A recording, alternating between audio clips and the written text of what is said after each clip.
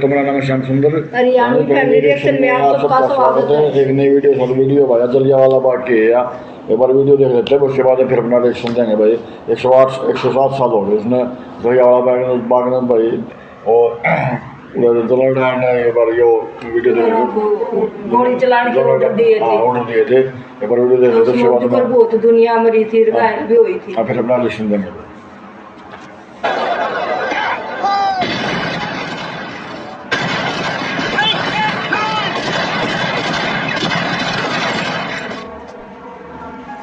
On hearing these words from their General Reginald Dyer, 50 soldiers start showering bullets on 25,000 unarmed people. Children, old people, young people and women start running to save their lives. There is chaos everywhere. The entire ground is covered with dust and blood squirts. Due to the bullets, some people's eyes and skulls burst and some people's intestines come out. In no time, heaps of dead bodies are spread everywhere. Some people tried to jump over the wall and some, out of fear of death, jump into the well and take their own lives. But the monster who ordered to kill those innocent people starts laughing loudly while watching the dance of death. Thousands of people are killed in this indiscriminate firing that went on for about 10 minutes. That too without any fault. But the person who killed them is not punished but praised and goes to London and lives his life in luxury. This is the story of cruelty, brutality, ruthlessness and the biggest massacre in the history of India. This is the story of the Jallianwala Bagh massacre, which not only drew a black line of blood in the history of India but also ignited the fire of freedom in the hearts of the revolutionaries. A fire that uprooted the British rule after 28 years.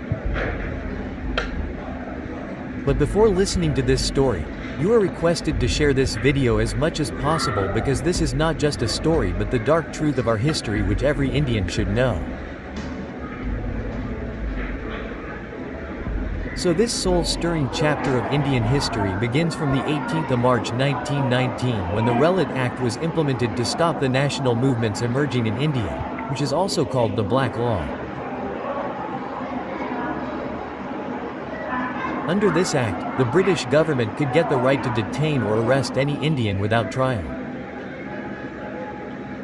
That is, under this law, the dictatorial government had taken away the three rights of appeal, lawyer and argument from the countrymen. Due to which anger arises among the Indians against the British government. After this, on the 8th of April, movements against British rule started across the country under the leadership of Mahatma Gandhi. The most intense fire of this rebellion against the Relit Act started in Punjab, where a big example of Hindu, Muslim, Sikh and Christian unity was seen. On the 9th of April, the people of Punjab took out a march. Hindus were not only present in this march on the occasion of Ramnavami but Muslims also participated in it, and such a wave of Hindu-Muslim unity ran in this crowd of 25 to 30,000 people that the British government started fearing a situation like the revolt of 1857. Then the Lieutenant Governor of Punjab Michael O'Dyer arrested Mahatma Gandhi at the border, who was trying to enter Punjab province, and sent him back. And on the same day two big social leaders of Amritsar, Dr. Satyapal and Dr. Saifuddin Kichlu were arrested. Due to which small and big violent and non-violent movements started happening in Punjab. People started vandalizing the bank, railway station and church of the British authority.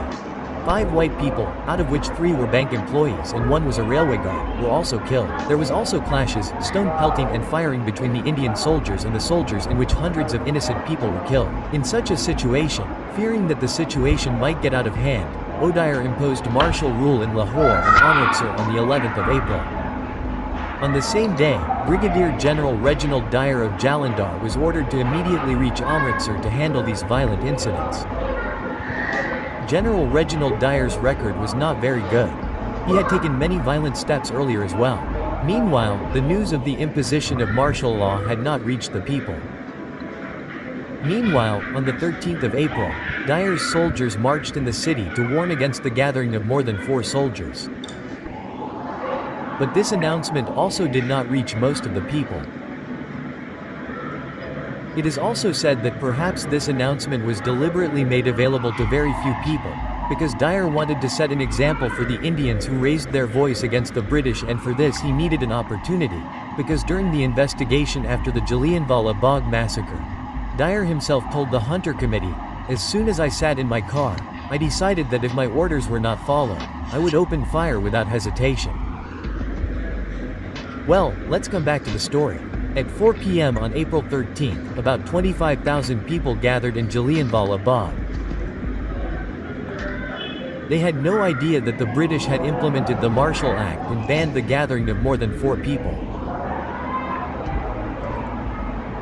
This meeting was completely peaceful and crowded, and some of them had also brought their small children with them.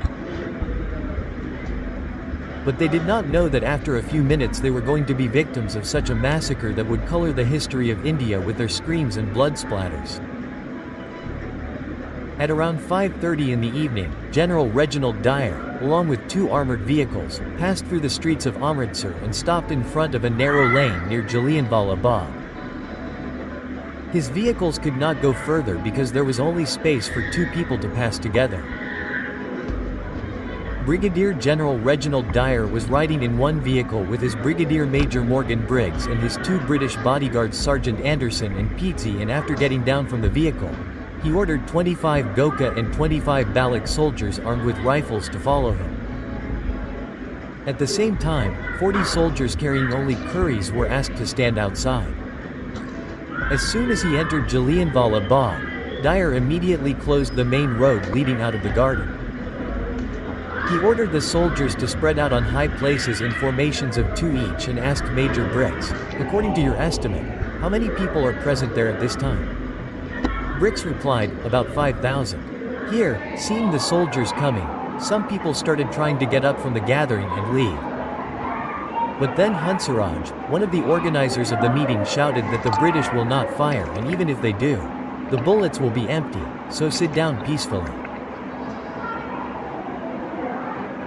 But General Dyer had dreamed of painting the walls of Jallianwala Bagh with blood, and without any warning, in just 3 seconds he shouted fire, and following the orders of the general, the soldiers opened the mouth of their guns and started firing bullets on the unarmed people.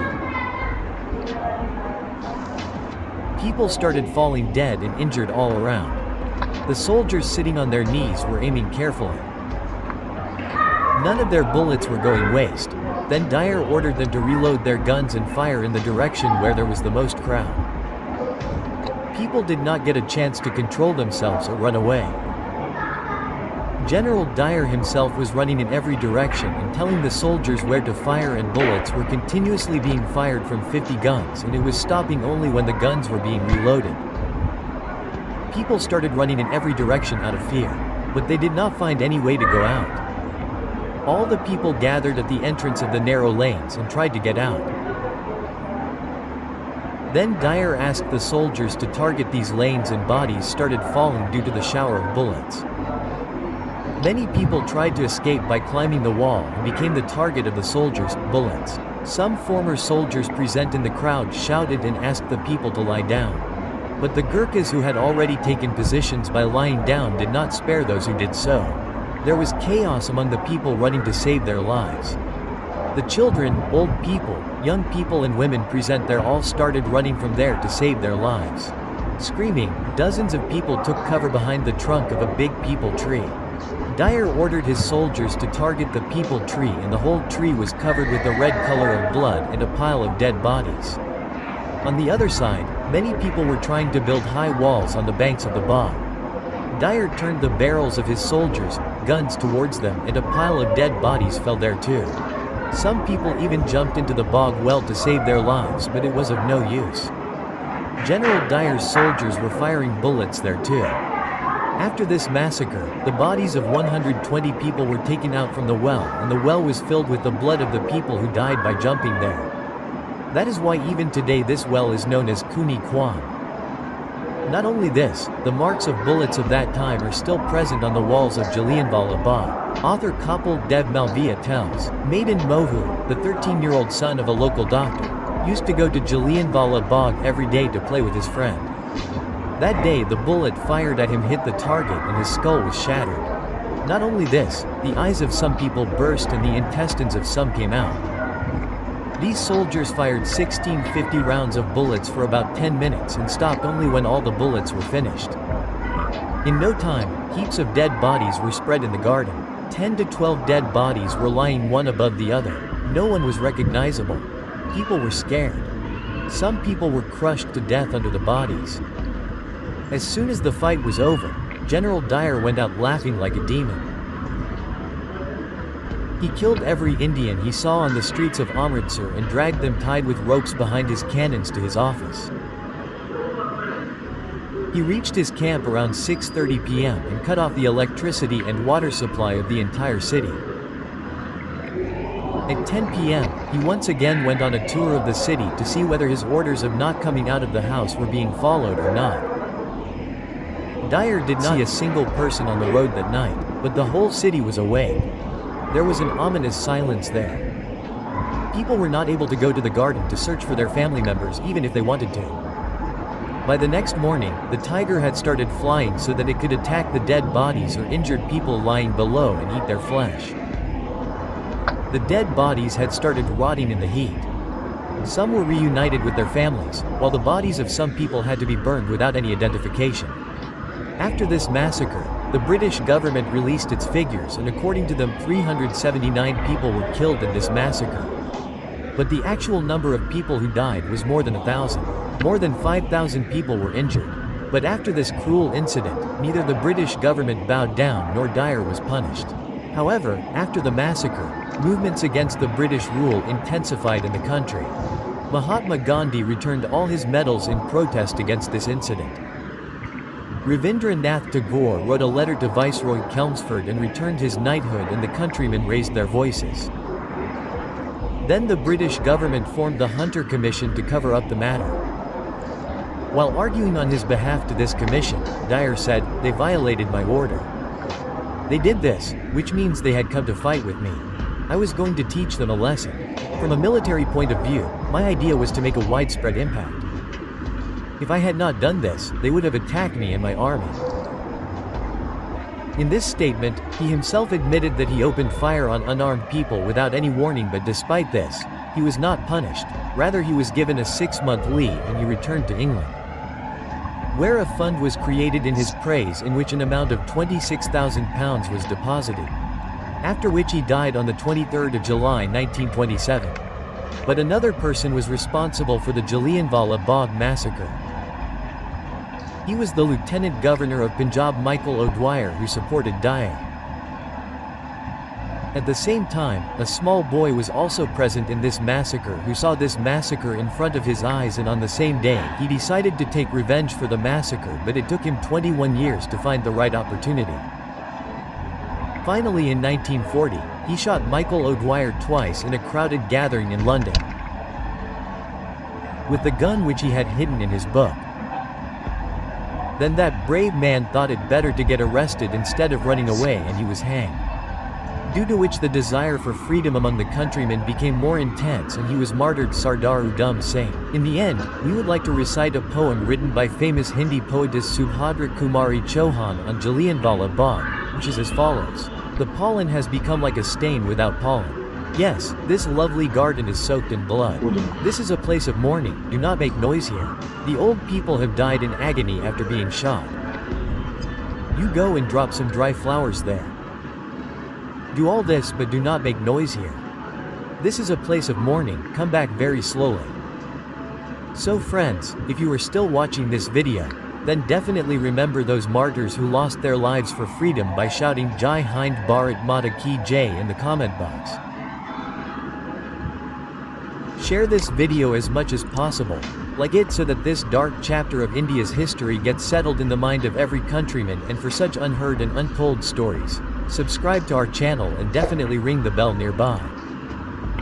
तो दोस्तों कैसी लगी video थी बहुत बढ़िया थी, मतलब general knowledge की थी, मतलब ये तो तो वही जो बात पहले के उन्नत ज्ञान है, जो आजकल के बच्चे उन्हें कम ज्ञान है ना इसके बारे में। हाँ ये वीडियो बात देखनी चाहिए, मतलब जैसा कि वीडियो है हाँ, जिस तनु बेरा पटाज की जनरेशन है भी आजादी कैसे मिली थी, वो तो ये नू लगा लो बलिदान देकर है लड़कर है जब जाकर आजादी मिली थी, जो करीब ये नू आजादी का रवन है अपने देश में सब, किसी का कोई डर नहीं है। हाँ किसी कोई डर को नहीं, मतलब बहुत जुल्म सही थे, मतलब हमारे बुजुर्गान है भाई जितने भी थे लगा ले, जो हिंदू मुस्लिम ईसाई सब थे जो भारत में सब थे जितने भी जो थे, ब्रिटिश सरकार थी उसके जुल्म बहुत सही थी। और रही बात जनरल डायर वाली, जनरल डायर ने तो मतलब अपना एक किस्म का प्रभाव दिन दिखाया था।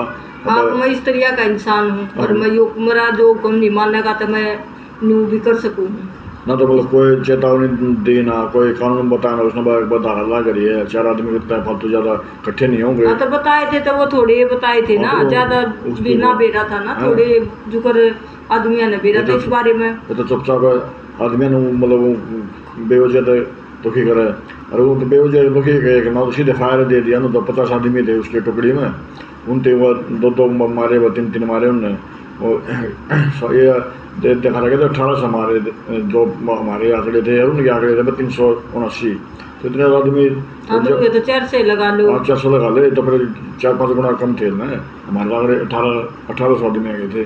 और फिर एक आदमी लगा लो 50 थे, एक जना 2-3 ने मारेगा, 2-3 ने 10 मिनट थी जो गोली चलेंगी तो एक तो कई ने मार दे सारे मेरे गोली ना। हाँ, वो कुएं में आधे तो भी जी आज को कुएं में पड़ गए, आधे कुचल कर न मर गए, कोई बात नहीं दुखी होकर न मरे। हरी से यो होया था यो जलियांवाला बाग में हत्याकांड, उसके बाद तो फिर नू लगा लो कि दुनिया यो जनता में जो आक्रोश पैदा हो गया इनके ब्रिटिश सरकार के खिलाफ। और फिर जांच बैठे, जांच बैठाने में क्या होता, उन्हें सरकार थी कुछ ना होना था, छुट्टी भेज दिया इंग्लैंड में पहुंच गया अपने। लेकिन फिर सरदार जी था भाई शहीद उधम सिंह, सलाम करा वो एक किस्म का, जो उन्हें 21 साल बाद जब इंग्लैंड में जाकर मारा वो दे ले, और फिर दोनों जने मारे थे, तो दोस्तों कैसी लगी वीडियो भाई, वीडियो को लाइक कर दिया रहो, शेयर कर दिया दो, शेयर सब्सक्राइब कर दिया रहो, वीडियो का लिंक मिल जाएगा डिस्क्रिप्शन में। मिलते हैं नेक्स्ट वीडियो साथ दोबारा फिर से, तब तक के लिए बाय बाय।